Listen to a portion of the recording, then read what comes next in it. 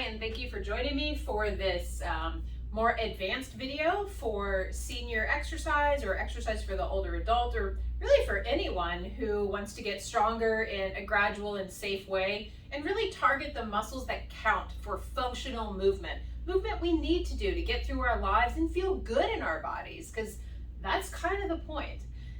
And so there's an intro video. If you're brand new to starting things, please start with the intro video. There's a lot more support with the intro video.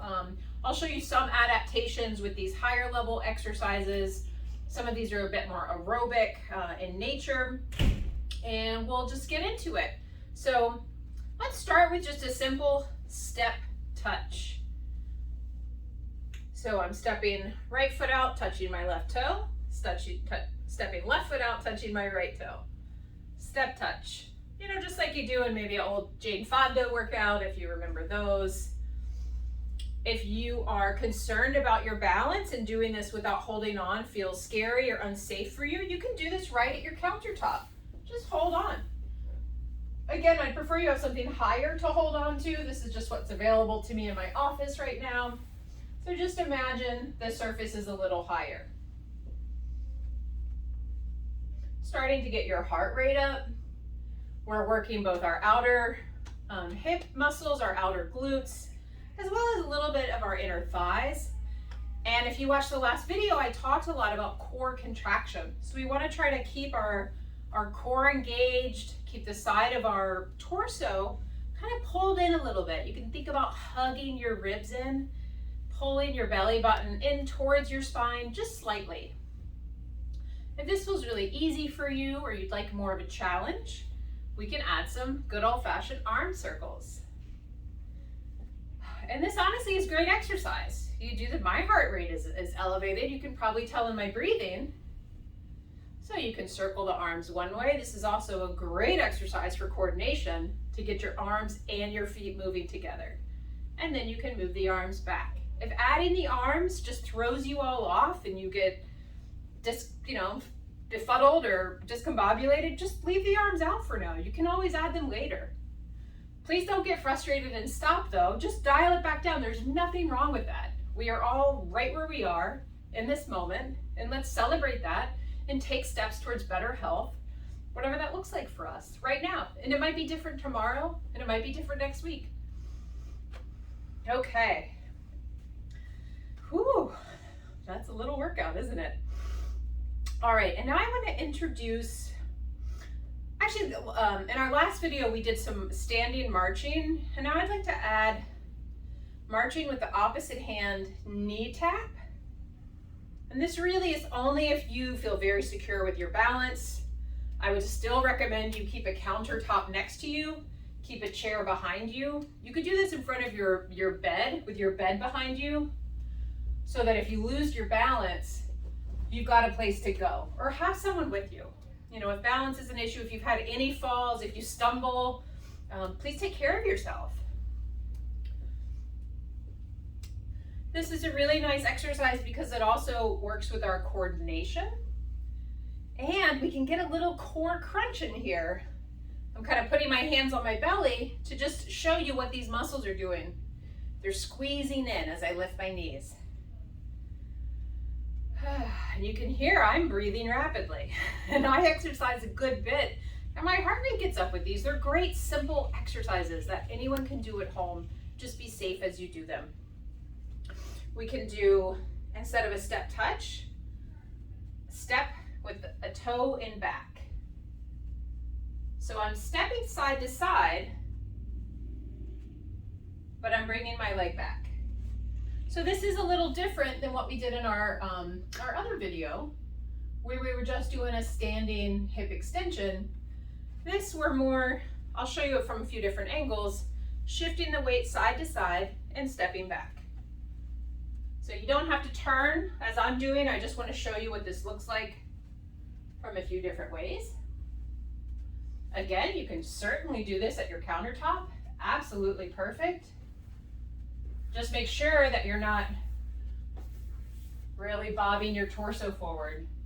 Notice my torso stays pretty upright, this breastbone pointing upwards. Slightly more advanced version, if this was really easy for you, you could do it all day, you can add a little punch. So I'm punching across my body. This is called a hook punch.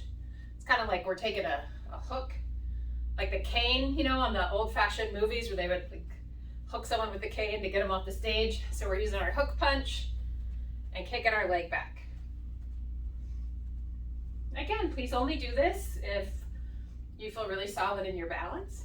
If you're not sure, then don't do it. And if you like, you can also, if you want to just practice your punch, you can sit down and try some hook punches. Or you can stand and just work on your punches. Same thing, you can just stand and work on your step and leg extension. So we can also try a little bit of a lunge. A couple things with the lunge, and it's really easy to do these wrong, I'll say that. Some common mistakes I see, people have their feet really close together, their knees coming over their toes, just a lot of pressure on the knees. I really like one hand support. Let's see if you can step that back leg pretty far back, and then just dip down. This gives you a nice stretch through the front of your hip. It becomes really important as we move less and become more sedentary, because we're in a seated position where our hips are flexed most of the time. So what happens when this becomes, we spend more and more time in sitting, is these muscles kind of tighten up. You know, and I'm exaggerating it, but this can happen for some people. But what typically happens is people start to lose this ability to extend, right? That's why these extensions are so good for us. And same thing, I'll show you the lunge from this side view. I switch sides. But this gives such a nice stretch through the front of that hip. And we want to be able to maintain this range of motion in the front of our hips, because if we don't, it really affects our ability to walk with a normalized gait pattern. So I'm just sinking down. This is a really advanced exercise,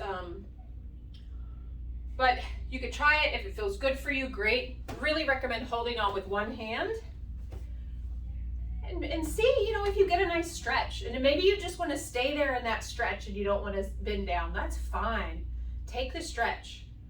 Get the front of your hips stretched out and just hold it. You can try with two hands. You can work with pushing that back heel down. You can adjust your hips. Like I'm kind of in here, that feels good for me. Probably the more proper way to do it is to pull this hip back a little bit. And if anything hurts, please don't do it, or please modify it. Especially if it's a sharp pain or a pain that you know just isn't good. If things are mildly uncomfortable, try them a few times, give your body a chance to adjust. Because it's not always comfortable in the beginning to exercise. But if there's a lot of sharp pain or pain that doesn't feel good, just please discontinue that particular exercise. And then we'll do, let's see, we'll do one or two more. Here's one I like too that adds a little extra dimension onto our knees up in front, is where we start with the leg and back, not so far back as the lunge, but you know, a little bit back, and then bring the knee up. Leg back, knee up, step down. Leg back, knee up, step down. Leg back, knee up, step down. I'll show you from the front. So I'm reaching out my opposite arm to my opposite leg. And then I'm pulling the knee up from this back position. So I don't bring it here, then up. And this is tricky because you really have to balance. So this is a high level balance exercise. You can do this with support. Knee back, knee up. And maybe this, if you do it this way, you do 10 times on one side, and then you switch.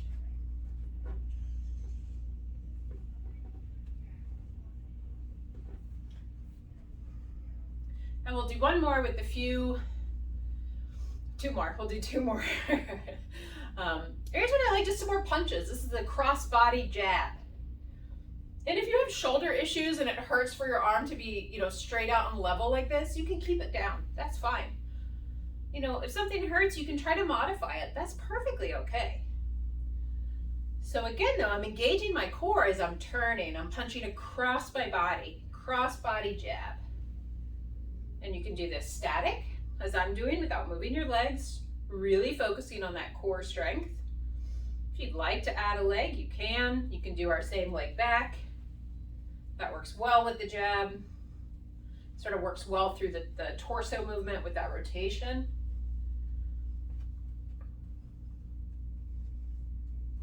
You can work on one side, 10 on one side while you hold on.